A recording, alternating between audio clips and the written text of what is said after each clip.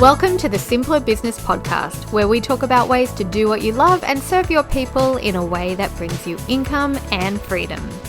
I'm your host, Marissa Roberts. Join me as I chat with my favorite entrepreneurs about how they simplify their biz so that you can simplify yours. If you're not naturally good at sales, I am giving you permission to stop stressing about that right now. Gone are the days of needing to be a natural-born salesperson in order for your business to succeed. Yes, making sales is still important. After all, without them, we have no revenue, no profit, no business.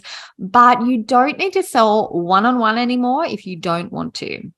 A really good sales page will do the work for you. It'll do all the heavy lifting. It'll sell your product or service to many instead of one-on-one, and it gives you the ability to sell more while working less. But what do we put on that sales page to entice our potential customers to buy? Well, today's guest is going to walk us through the structure of a high-converting sales page so you can hit the ground running with yours. Sarah Walton is a business mentor who's been featured on the Today Show, speaks at women's conferences all around the world, and has helped hundreds of women start and grow businesses they love. She honed her business building skills working with startups and large corporations where she managed a profit and loss worth hundreds of millions of dollars. She's the host of the Game On Girlfriend podcast, and she's known for her weekly Coffee with Coach streaming video conversations on Monday mornings. Although Australian listeners will have a little bit of a time difference for those, but I will link you so you can check them out. And Sarah has become the go-to resource of inspiration, no-nonsense teaching, and practical integration for women in business, ultimately putting more money in the hands of more women. So welcome, Sarah. I am so excited that you're here today. Marissa, I'm so happy to be here with you. This is fantastic. Thank you for having me. Oh my gosh, I'm so happy to have you here because sales pages are something that I know a lot of our listeners struggle with. They know that, I don't know, I think they're getting cluey with the fact that you can sell one to many without having to personally be there anymore because the digital world is just, we've come leaps and bounds in the last 10 years. But sales pages, I notice a lot of my clients, they get stuck getting started. They procrastinate on sales pages because it feels like there's a lot of overwhelm, especially when you're used to seeing super long sales pages yourself. And there's so much important stuff then you can put into it. But I think what happens is we look at other people's sales pages and we just get this like massive overwhelm hitting us, right? When we think we've got to create one ourselves, where do we start? What do we put in there? Are we putting too much? Are we putting not enough? Which things actually convert people and which is kind of fluffy stuff that is still important but doesn't actually move the needle forward? It's like there's just so much to consider. And I know that when we have so much going on in our brain, that's when we tend to freeze, right? And we just don't do anything. And another 6 months passes and nothing's happened. So to have somebody on the podcast that's like, nope, sales pages are fine. We do it step by step. We do it this way. I'm like, people are going to love this. It's so true. I mean, if I may, I just want to jump right in and say, I totally get that. I think that is the hardest part is getting started, right? Like just a funny story. We here in the United States, we have to have like little fire extinguishers like in the house, right? And there's these regulations we have to go through, whatever. And I was laughing so hard. My stepmom was here and I was like, I don't want to put it on the wall. Like, I'm so scared. She's like, give me the thing. She put the nail in the wall, right? Before we put the screw in, she goes, there, the Band-Aid's ripped off. Now you can get started. And I was like, that is such a metaphor for so many things we're all scared to do. I was like, just put the dang nail in the wall. Let's get started. And I was like, that was brilliant. And I will say for sales pages, I think the first thing you want to do is picture the first image. How do you want people to feel that first image and the title? The end. Like just start there. That's it. Just do that. Just do that. That feels doable. Just one step. And you're right, because that's the first thing people see when they jump on the page, right? So all you have to do is think, what do I want to be the first? What do I want as the first thing people see when they jump on the page? Yeah, that's such a good point. Easy. I love it. So what do you think people struggle with the most when it comes to sales page? Do you think it's the whole thing, or do you think there's imposter syndrome in there, or do you think they're worried about sometimes I remember when I first started my business, I got my offers out there. And as soon as I published any kind of sales page, I was like, no, I need to take it down, because what if somebody buys it and then they don't like what I buy? You know, there's so much mental stuff going on back there. Do you think that's why we struggle with getting sales pages done? It's like the mental side of things. I do. I think, listen, it's not normal to sell stuff. Like we don't come out of the womb going, hey, look at this. I've got this handy dandy. Like that's not normal. We don't do that. And I think we think of sales pages like that, and they're not. It's much more like, oh my gosh, I read this book. You are going to love it. I watched this movie. You are going to, oh my gosh, you're just going to love it so much. And I think when we can start to flip the mental game of sales pages to what they actually are, in my humble opinion, is a celebration. It's a celebration. If somebody is about to find something that's going to make their life amazing, oh my God, celebrate that. That's so exciting. And I think that is the number one shift we have to have, because you don't not plan your friend's birthday party. You get lit up and excited about that, right? You don't not plan something exciting when it comes to vacations. You work on that. You don't not plan what you're going to wear to that next event. You know what I'm saying? That's fun. That's exciting. And I think if we can think about our own offers that way, it takes all the yuckiness out of it. And it takes work to get there. I don't mean to sound like all like, oh, it's just a simple mindset flip. That takes some work for you to recognize that what you're offering is a celebration. But once you're in it and you start to kind of dip your toes in it, and like I said, you think of that first image and you think of the title and you're like, oh my gosh, they're going to be so excited. As soon as you start that, all of a sudden the rest of it starts to come together. And I think one of the other reasons we think of sales pages as hard or uncomfortable is I think a lot of business owners don't think about sales pages for what they actually are. And I consider sales pages to be extraordinary business assets, in that I can be on this conversation with you and I have a sales page up that's working for me. I can be recording my own podcast and there's a sales page up that's working for me. I can be working one-on-one with my clients or working inside the Abundance Academy and my sales pages are working for me. That sort of an asset is unbelievably powerful. And it gives you all that time, all that stuff everybody talks about. Oh, look, free time. You don't have a great sales page. Who's doing that work for you? You have to do it all yourself. And that's not fun. So now you've missed out on the celebration for all the people who are looking. That's so sad, right?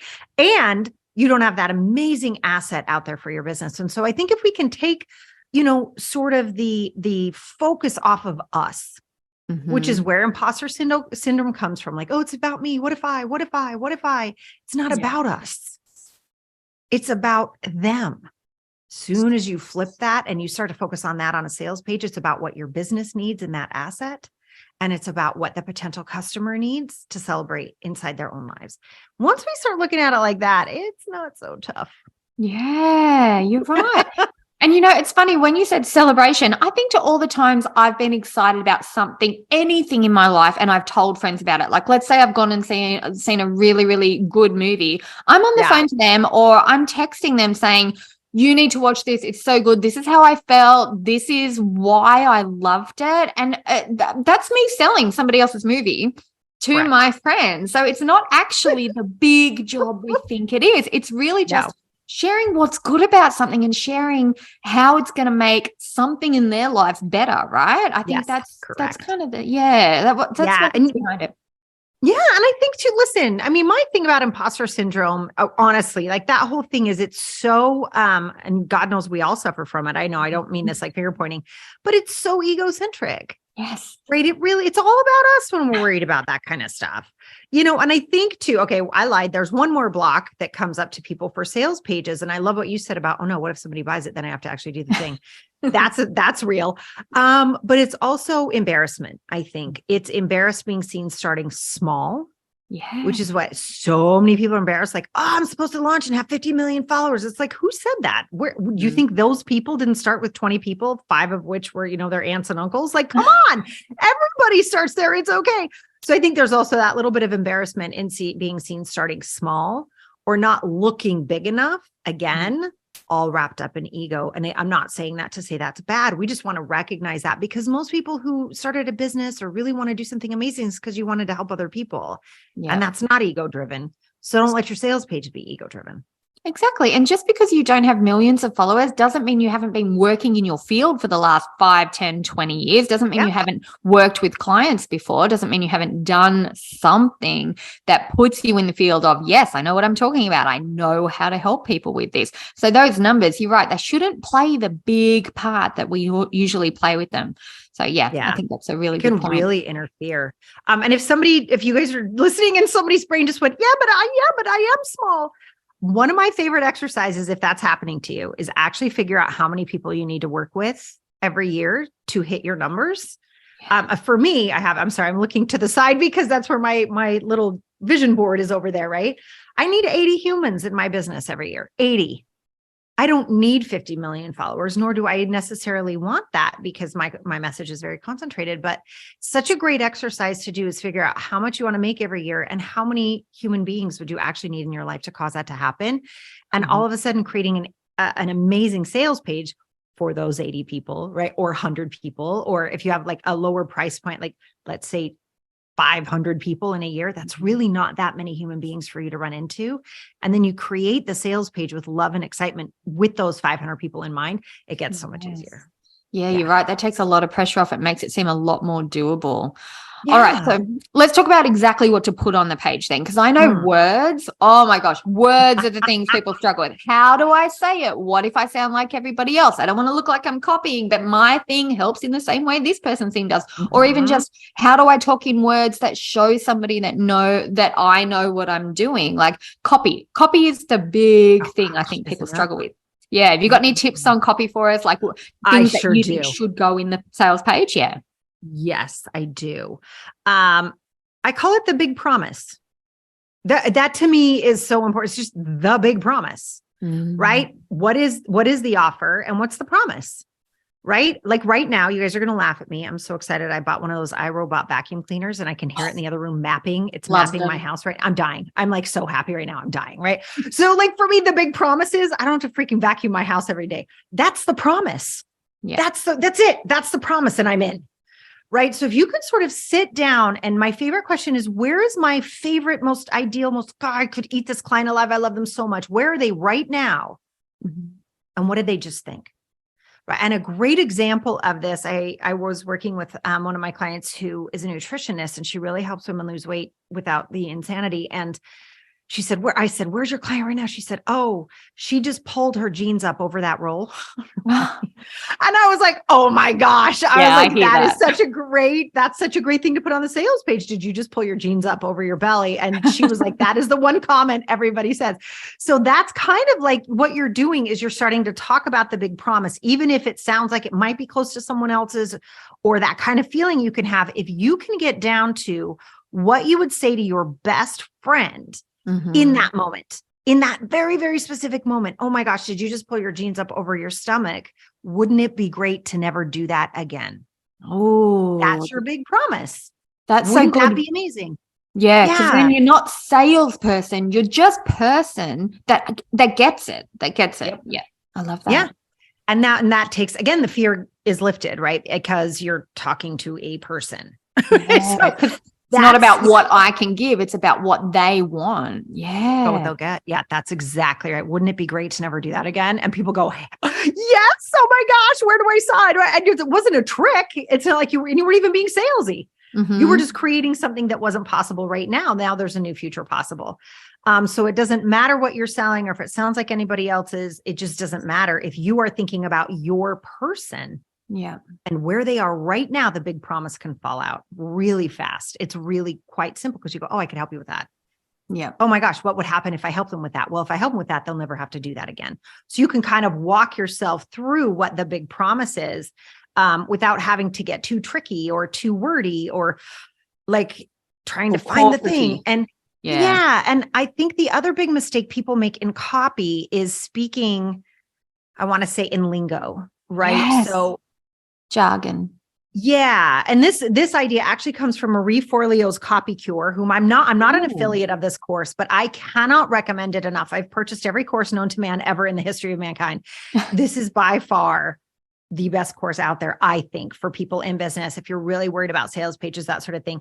And she has this exercise in that course about birthday cake candles. Oh. And she says, what does your ideal client wish for as they blow out their birthday cake candles? Ooh. And nobody says, I want to live my most authentic, powerful life. No one is saying that as they blow out their candles, right? So that's what I mean by like industry jargon. You are going to lose everyone. One, because everybody uses those same words and nobody knows what the hell they mean. We know what they mean. Of course we do. But when I'm like in a moment and I'm nervous or scared, or I really want something to happen, please don't tell me I'm going to be authentic. I want to smack you. I don't know what that means. Help me. Right. So it's coming down. Oh, you know what she wishes? She wishes her husband would notice her as she blows out her candles. She wishes she felt great in her clothes as she blows out her candles. She wishes she was making more money as she blows out her candles. She wishes she could surprise her family with a vacation as she's blowing out her candles. Now you're talking. Now you're dealing with your client. And that is, I think, one of the biggest mistakes people make on sales page inside of copy are those big, weird words that don't mean anything. And that's never going to sell because it's not, I can't grab it. Like I can't wrap my hands around it. And so it doesn't work for me. Yeah. Now, the other thing, and this is a little one, but I think it's really important, and that is to write as you speak. One of the best things you can do when you're working on a sales page is take a quick walk around your block, or, just a 10-minute walk outside, I recommend, and just use the voice memo on your phone and talk about your offer. Just talk about it, and listen to how you speak about it, and then go write it exactly that way. And I think one of the most important things, especially now that internet copy has taken over the written word, which makes me very sad as an English major, but it has. We have to tell the truth, is to use contractions. So never I am, because the I kind of balks at that, because we don't speak to ourselves that way. Super formal. It's like, I am going into the kitchen. It's like, nope, I don't say that. And so when we're reading it online, it causes the brain to stop, and you can lose someone in a sales page. So that's the other big mistake. Use contractions. Say I'm, your, it's, their, I'd, not I would. It feels really weird at the beginning, but pretty soon you'll notice it on other people's pages when they don't use contractions, and it's going to bug you because it's like, I don't talk like that. Yeah. It doesn't flow. Yeah. And that's really important. And I think, what makes me personally happy, this is like when I've really been employing this now for probably 6 or 7 years, is my clients will text me or call me and be like, oh my gosh, I just got your newsletter, or I just saw your new offer and I can hear you. I can hear you. And I'm like, yes, because then it's like your best friend is sitting next to you talking about the book, talking about the movie. And that's exactly how we want that experience to be. Yes. Straight away. I'm like, we could have done a whole episode just on that one tiny section. That is such a good thing to focus on. And I guess too, the better you know your potential customer, the easier it is to come up with ways to talk to them. So I know there's kind of like a psychology in the background when it comes to your customer. So where do we focus on there when it comes to what's going on with them? Yeah, this is so fascinating, and it's always the same. And if you ever wonder, did that Sarah Walton tell me the truth? Like if you're ever like, I heard that lady one time, would she tell her the truth? Is to watch yourself as you read a sales page that you really want to purchase, right? So we all know there are times something's come out or something's happening and it's like, oh gosh, I really want this thing. The next thing we usually say is, I hope I can afford it. Yes. Right. That is a very normal human response. So what's happening there, and this is so important to remember on our sales page structures, right? So what's happening there is first emotion, always emotion. That's why you're thinking of the image and the title, and then you're thinking of the big promise. Yes, that would be amazing. Never have to pull my jeans over my stomach again. Right. And now you're going through, but what would that actually take? What is that going to look like? So then what starts to happen are the big questions, which is, but will I do that? That's what the customer, but will I do that? Will I do that? I don't know if I'll do that. So we have to talk about them. And we all know that we use testimonials there, or client, stories, so that we can have them recognize that, oh, if she did it, I can do it. Right. And you'll literally start to see that. I've seen that on sales page copy lately. People are like, let me just be transparent. I'm going to use this example because if she can do it, you can do it. I'm like, oh my gosh, we've turned into infomercials from the 1980s, but it's true. Yeah. Right. So that's what that's addressing, is that psychological question of, but will I do what I need to do? Mm-hmm. And then behind that is this the right thing to help me do what I need to do? right? Yeah. So all that's happening. So as we're addressing, the first is the emotion and the big promise. The second is actually talking about the nuts and bolts of that. Like, what is this journey like? How does somebody go through this journey to cause the never pull on the gene? Like, what am I going to have to eat cardboard and celery? Like, what? Seriously, tell me, right? Those things are coming up. That is still all emotional. And then at the very end is the logical, which is, okay, so how much, but can I afford it? And this question comes also as, will there be a return on investment? Depending on what it is. As a business coach, I have to answer that question, right? Like, you want your business to grow if you work with me. So we got to talk about that. Yeah. Really direct, right? I know you know that too, right? So looking at that is the very last penny to drop is this logical? So the emotion and the thought process has happened psychologically. And at the bottom is, it's got to make sense. It has to make sense. So there's lots of ways to address that. There's relativity, right? So I've seen like really expensive skincare that's like outrageously expensive. It's like, it's only 62 cents a day. And you're like, oh, it's not so bad, right? And that's like positioning. You're like, oh, I can do that, right? Or for the cost of pizza on Friday night, you could have X. Yeah. Right. And that's just that price positioning where the brain logically goes, oh, okay, I got it. That makes sense. And that we have to give that to people. People have to understand that it makes sense. And that is not just, I think a lot of mistakes I see on sales pages are people saying the value of this is this, and this value is this, and this value is this. So it's really worth $25 million, but you're only going to pay $199. And they're like, this is BS. There's a disconnect there. Yeah. It doesn't work. Yeah. So that can work if it's a sale, or if it's a promotion for a certain amount of time where it's explained why that's happening. Yeah. But to say that something is super expensive and it's only going to cost this much for you, the brain twinges at that. It's like, oh, I'm about to get ripped off, or, oh, maybe this really isn't worth it. And it's really weird because you think you're saying, look how much value I am giving you. And now we've made it about us again. Yeah. Right. And you so can't it's back it like, up. yeah, and that's not going to work. So you can always do price positioning that way, sort of, as long as it's like, listen, if you invest, I'm just going to make up numbers. If you invest $10,000 and you make $25,000 your first month, the question is to the brain, would that be worth it for you? And then that's so much better. Yeah. Right? Would that be worth it for you? And that to me is the question on the sales page that must be answered by the bottom. Will that be worth it for you? Because it's not up to us, it's up to them. And that shows respect and understanding for the individual who's trying to make the decision. Yeah. And that doesn't make them feel bad about questioning the price either. It's like, it shows that you understand that they want to make sure it's worth making the purchase and you don't shy away from it. And I think that's a really good thing to have in there, because, you know, you're right. Anytime I'm on a sales page, and it doesn't matter if I've got all the money there, like if I could pay it like that, or if I'd have to do payment plan, either way, it doesn't matter. I'm still kind of going with, yeah, but what's going to justify me spending this money? Especially when, like most entrepreneurs, I've started this year going, I'm not buying any more courses for 12 months. Famous last words, right? Yeah. I know, right? Yeah. And then immediately I see something I want. Yeah. So you got to kind of go over that hump without being sleazy salesy or fake salesy. Because you're right. When people do that value thing, a value ladder that's done well and can back itself up, I love that, where they're like, yeah, you know, if you had somebody come to your house and do it in person, you'd be paying this. Right. When it's true. And that's true. And then to do it yourself this way, you'd pay this. And then I can see that. But when somebody just goes, oh, yeah, I'm going to throw in a bonus masterclass that's worth $70,000. I'm like, what? No, a masterclass. What class is worth? I mean, come on, you guys, stop it. Stop it with that nonsense. Yeah.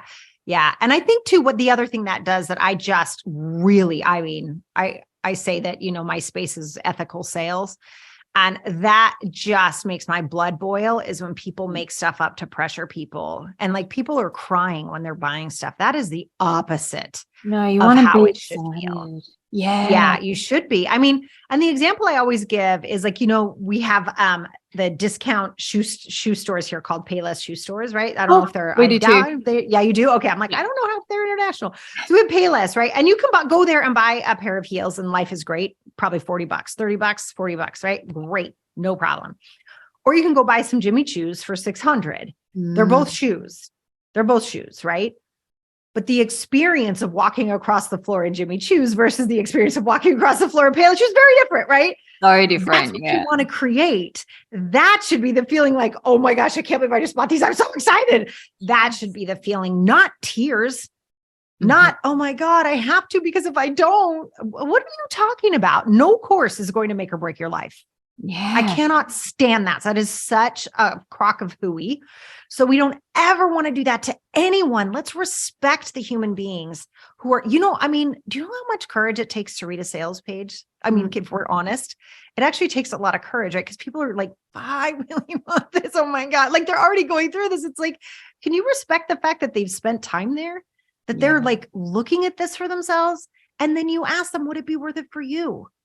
It's not up to us. It's up to them. And let's put that respect and that decency back in sales pages and give people the opportunity to choose. They're not morons. They can choose. They know, right? And if you're finding it's not working, put more joy into it. Put more excitement into it. Put more celebration into it, not pressure. Yes. I don't want to be pressured into that. It's gross. No. So I think as we're changing and evolving, let's put ourselves into it. Put your personality into it. Make it sound like you. Have some fun. Celebrate the joy of the other person and what's possible for them.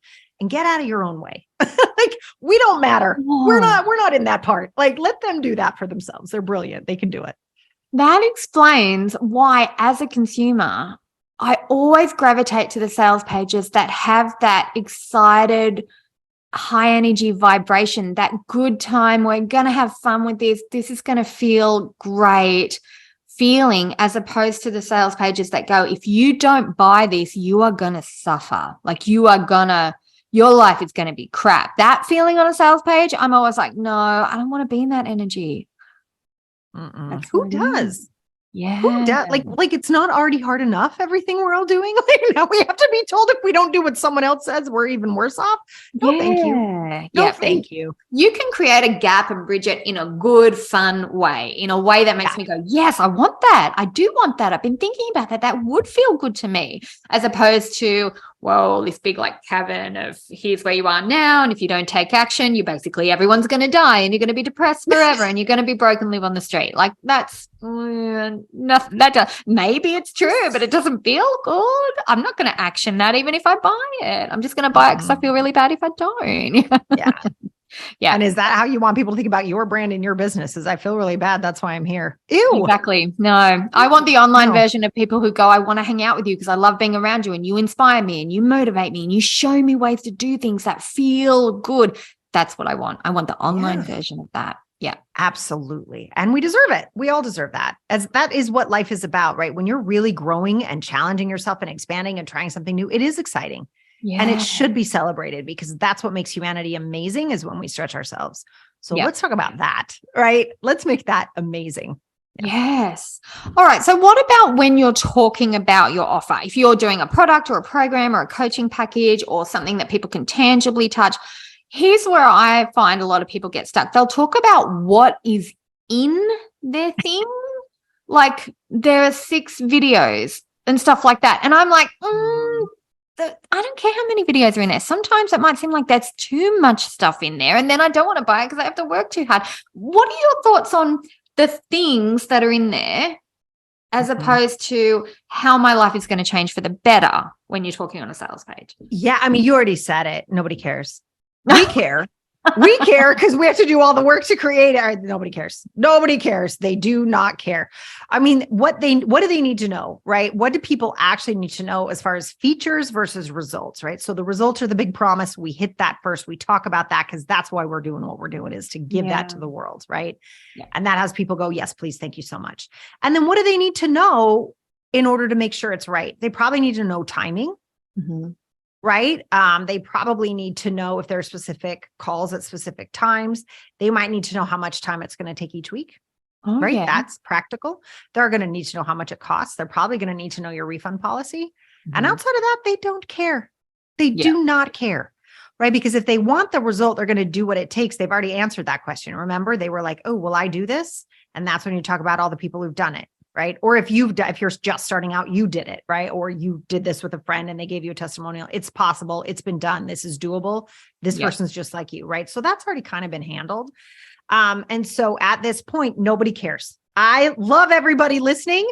You've probably worked really hard. No one cares. I'm so sorry. We don't care about worksheets. Please do not tell me. It doesn't make me decide to buy if I'm like, I'm on the fence about it. And then you go, but there are 3 worksheets in there. I don't go, no, now I'm sold. Now I don't want it. Yeah. Like, ew, gross. I don't care about that. I want the transformation. I want the big promise. I want to know who else is going to be in here with me, or I want to know what it's going to be like on the other side of the page, right? When I put in my credit card information and there's a thank you page. Yes. By the way, that's another great place to talk about the transformation, not the features. And this idea that I think one of the reasons I think we feel inclined to talk about what's in it is when we've worked really hard to create the thing that we're selling, right? We're like, excuse me, please, there's a lot in here. This is really great, right? And we want to talk about that. So I think that's where that inclination comes from. But the other thing is we think it makes it feel more valuable, and it actually doesn't. It completely detracts.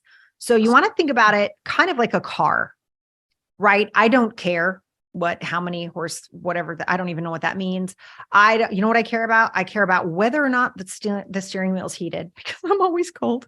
And I care about the color, the end, right? As long as it doesn't break down, I'm fine. Right. And you want to think about your offer kind of like a car, whatever's important to you about a car. Do you see what I'm saying? It's never going to be every single thing. You aren't going to care about the 4-wheel drive if you don't live in snow. You're not going to care about automatic unless, that's what's really important to you. You're not going to care about all those things. You're going to care about 1 or 2 things. You have to recognize your customers exactly the same. They care about 1 or 2 things. They care about the big promise, and they want to make sure they can actually do it. Yeah. Outside of that, they do not care. Yeah, you're right. You're right. I've never bought a car based on the specs. Yeah. I bought a car based on how I feel driving it, but I've never cared what's under the hood or. Nope. Yeah, no. That is such a good example. That was like an aha moment just there. I've heard you talk about evidence, planting your flag as a business owner. I know that's going to be new to some of our listeners. So can you run us through that while you're here? Yeah. So evidence, it's funny. Evidence, I talk about one of my favorite phrases. It's terrible. It's if 3 people tell you you're drunk, lie down. And where that comes from, it's a funny story. It doesn't matter what that story is, but the idea is if people keep coming to you for something over and over and over, there's evidence there that you're really good at it. Oh, yeah. And you need to listen to that. 3 people tell you you're drunk, lie down. That's what you're here to do. And it's okay. Unless you hate it, right? Like some people are like, oh, everybody wants me to be an opera singer and I hate singing. That's different. That's not what we're talking about. Yeah. Let's say, I am a coach for spiritual people, and corporate people keep coming to you over and over and over and over, and they are paying you gobs of money. 3 people tell you you're drunk, lie down. It's okay. That ability, like that influx of revenue, as I call it, right? And I can get a little woo-woo on this, so hang on to your hats and glasses. But I like woo-woo. It's this idea that if you really are attracted to spiritual people, say, and you really want to end up like building up that part of your business, well, I believe the universe would not have given you that idea if it wasn't going to back you with money. I just don't believe that's impossible, right? Yeah. So when we find someone struggling to launch this part, but they're getting paid bucket loads over here, that's the universe providing evidence that, yes, here's the money for you to do that and grow that other side of your business.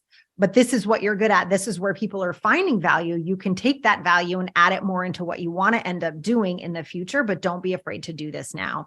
And using the evidence of where people are coming to you, I think is so important. And another example of this I love to give was like one of my very, very first one-on-one clients ever. And I'm so proud because she's wildly successful. I was like, well, that worked. But it was like, oh, got lucky there. It was that kind of feeling. She's so wonderful. And her name is Tasha Blasi, and she helps women get pregnant through IVF. And she came to me and was like, she's like, I hate my corporate job. I got to quit. I think I want to help wealthy women organize their closets. And I was like, do you really? Like, I was like, let's sit down and work through a day of that with me. And she was like, oh, hell no, I don't want to do that. I said, great. What do people come to you for?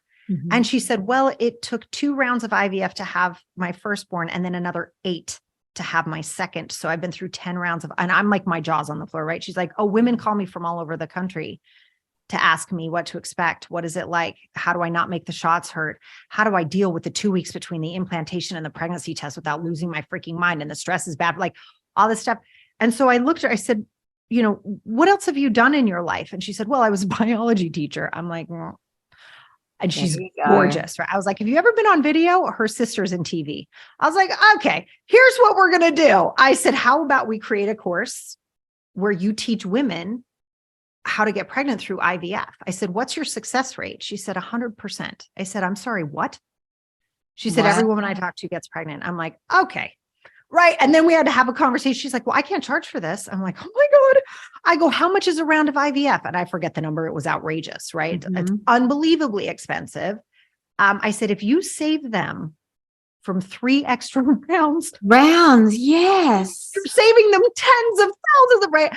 And so she was like, it took a while, right? But now she's doing, I think, I don't even know, it's in the high 6 figures per month. And there are now hundreds of human beings on the planet because they've taken her work, right? They have taken her classes. They work with her. She coaches them. She's got nutrition coaches. She's got Zen coaches. She's got all these people to support these extraordinary women going through this harrowing experience. And it's working, still has 100% success rate, by the way. Wow. And they feel amazing. And they feel amazing compared to before. Yeah. And they're like throwing money at her face, right? As they should. It's going to save them so much. Like all day I'd pay you $10,000 so I don't have to pay 50. All day I'd do that, right? That was evidence. Yes. Oh my What God. are people calling? It never occurred to her that she could do that as a living. I'm like, of course you can. I just paid a woman. I just sent all my son's soccer jerseys to a woman in Colorado here in the States. And she sent me back a quilt with all of his. I was like, thank you. That was amazing. You can make a business out of anything, but you've got to look at the evidence. And that includes even if you already have a business, you've got to look at the evidence of what people are currently paying you for. And if you hate it, which I get, some people are like, I don't want to do this anymore. Got it. What can you use that revenue to support you with while you pivot? Yes. And when you pivot, or if you're already really happy, you've got to plant your flag, right? And that means you've got to say what you actually do. Stop hedging, right? So my actual coach right now, by the way, she used to coach anybody with a business, and now she only does coaches. That was so scary for her as an example, terrifying. She's now making 5 times as much as she used to, because she planted her flag. Right. And that idea that you say, this space is mine. This is what I do. And I ended up doing that really around sales, which scared the crap out of me. Like, I'm some Mormon kid from Utah. I'm like, who the heck? What am I? Sales? I was like, what? And yet when I look at what I end up teaching or where people have the most success, it's when I sit down and talk to them about sales, which usually pivots into my favorite part, which is the human development piece and the abundance piece and all of the mindset work that has to happen back there. Because in my book, sales is like 20% of the success. The strategy, the pieces you need in place, the structure, that's like 20% of the success. The 80% mindset. Yeah. And so my flag is sales. And on the back end, I get to teach all about personal development and all about abundance. And that's where the magic happens. I love that. I love that. You're right. And I do something similar with mine, because people come to me because they want hacks, system hacks, process hacks. How do you do this quickly and easily? And I'm like, yeah, no, I'll give you what you want. But actually what we're doing is working out how to get into a state of flow and make sure you're doing what you love and find the easier, good feeling version of doing things. And a lot of that is mindset too. And a lot of that is boundaries. They don't come to me for boundaries. They come to me for process hacks. But really, it's all about mindset and boundaries. And oh my gosh, that's so true. Love it. Yeah. I love that. Wow. Yeah. I don't even think I purposely really zeroed in on that myself until just then. So yeah, no, you're right. Amazing. 3 people told you were drunk. You were like, I will hack your systems. Meanwhile, yes, come here. We're going to talk about this thing. Yeah. I love it. Yeah. It's really great. I really like too how, for the listeners who are like, I haven't found my thing yet, you mentioned a little thing where you said, okay, so your friend was going to go this way, you ended up going this way. And then you said, if you're not sure you want to do it, that's okay. You can still pivot, but you're going to get paid really well while you pivot. As soon as you said, we create a course, I'm like, ding, ding, ding. You make it a course format that frees you up even more as you're getting paid so that you can pivot when you're ready, but you're still making a really good income without slogging it out 24/7 in the meantime. So I really like that course feature in there. Yeah. Oh my gosh, you have made sales really, really fun today. And I have never come across people who are like, where I go, I could talk about sales for another 2 hours. It was, It's normally so fun. It's so much fun. It's the best. You made it fun. Like, honestly, I think, okay, so what we should do then is for anybody listening today, if you two of you been listening in and gone, oh, okay, well, sales doesn't feel like big pressure anymore. It actually feels like something exciting and fun that I could talk about and do easily. Let's show people where they can get more from you. Because I know you've got a resource that helps people out with revenue. And yeah, let's talk about that. Yes, please. So you guys, here's the deal. We were talking about mistakes today, things that people do on their sales pages, right? Well, I have something else for you that are just like common sales mistakes. Remember, we were talking about the sales page, like they get pressury and we talk about features and we sort of fix that today. It's like, oh, I don't have to do that. I get to have fun on this. Well, I have another resource for you, and it's the top 3 sales mistakes that kill revenue. And they're so much fun, and it's going to be just like this. It's super easy, but it's also in conversation. It's on sales calls, and it's on sales in general. And so you guys can go grab that. It's at sarahwalton.com/sales mistakes. I try to make things easy. But it's, sales mistakes over at sarahwalton.com. You guys can grab that. And so we talk about the 3 mistakes, how to fix them, just like we did today. And then we kind of back that up on how you figure that out and increase the revenue so that you can make sales even more fun on an ongoing basis. I love that. Oh, that's perfect for anyone who's been listening today and goes, okay, great, I'm ready to do something, but what do I do first? What do I, yes. Let's take out the things that aren't making it great and then focus on the things that will make it amazing. Okay, I will leave a link to that resource in the show notes so people can just find it nice and easy. And also, if they want to chat with you, is Instagram the way to do it, or Facebook, or through your website? Where can people find more from you? Such a good question. Well, I'm almost always on Instagram. Always not. That's Same. Terrible. That's a terrible thing for me to say because I'm mostly in my business. But no, what I love about Instagram is video is just my medium. I just love video. And so we have a YouTube channel, which is the Sarah Walton. And then we have Instagram, which is the same, the Sarah Walton, not because I'm the Sarah Walton, but people keep taking my dang name. So I had to put a the in front of it, A lot of Sarah Waltons, maybe. So, yeah. And what I love about Instagram is it's mostly DMs, which I really appreciate because I think with my content, people get nervous, right? They don't want to say, I just bombed last month. I made $20,000 last month and I made $0 this month. I'm a loser, right? Like they don't want to put that in a comment. Yeah. And so people DM stuff like that, which I really appreciate. So you guys can absolutely snag me there. And if you want more, I have tons of free resources over on YouTube. I have a weekly show there called Sarah Uncut, where heaven help us all, I just turn on my phone and start talking. We never know what's going to happen. No, but it's really fun. And I love coming up with great topics for you guys on that. And so you can catch me there too. If you're like, what is this lady really like? You'll find out. That's good. Because I know sometimes when you meet someone and you're like, wow, they just made this way easier and way more fun. You just want to go binge on their stuff, right? And go, what else can I talk about? Yeah. That's really good. Okay. I'll leave links to all your social stuff in there too. So people can go and find you nice and easy and connect with you on Instagram. I love DMs too. It's like, it's a nice way to chat with people and actually help and connect with people without having to do it formally via email. I always feel like it's too corporate-y on email. I know we've changed so much, haven't we? Where we're like, I don't want to talk to you like that. Yeah. It's so funny. Instagram, I can actually show my real personality. So yeah. Yes. Yeah. Really good. Yeah. Oh my gosh. This has been the best chat. I'm so glad you came on the show, Sarah. This has been really, really helpful. I've got ideas now. I'm going to be going and looking at my sales pages now and being like, right, let's look at the top. Let's look at the I'm take care of this business asset. Yeah. I love you, business asset. I'm going to take care of you. Let's not stress about how many worksheets anymore.